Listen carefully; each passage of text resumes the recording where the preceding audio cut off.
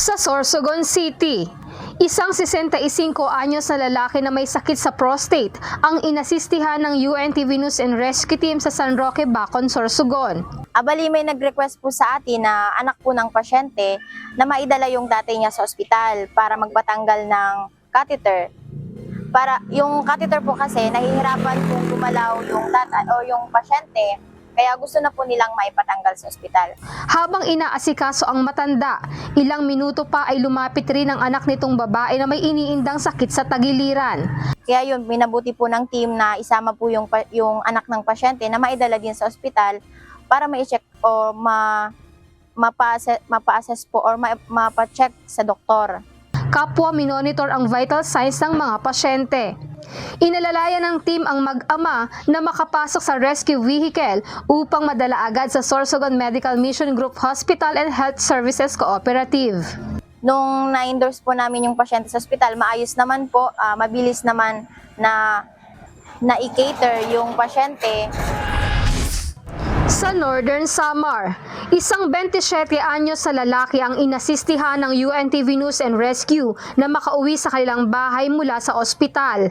Na-confine ng ilang araw ang pasyente sa Eastern Visayas Regional Medical Center dahil sa third-degree burn na kanyang natamo sa sumabog na makina ng sinakyang bangka. Nakwento ng biktima na nakasakay raw siya sa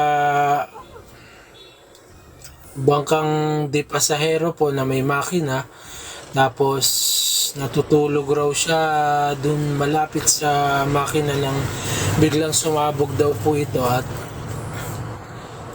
nagtamo po siya ng third degree burn. Bali lima raw po silang naging biktima ron, siya lang ang pinaka malala. Habang nasa biyahe, sinuri ng team ang vital signs ng pasyente. Nahihilo ka, tol? Hindi ka nahihirapan huminga, guminhawa. Hindi masakit ang liig.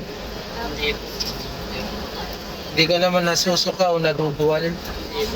Makalipas ang ilang oras, ay ligtas na naihatid ang pasyente sa kanyang bahay sa Sabang Dos Allen, Northern Samar. Sa mga nangangailangan ng agarang tulong sa panahon ng aksidente o sakuna, maaaring makipag-ugnayan sa UNTV News and Rescue Hotline 8911-UNTV o 8911-8688. Lizel Nael, UNTV News and Rescue. Diyos ang aming sandigan, serbisyo publiko ang aming pinahahalagahan.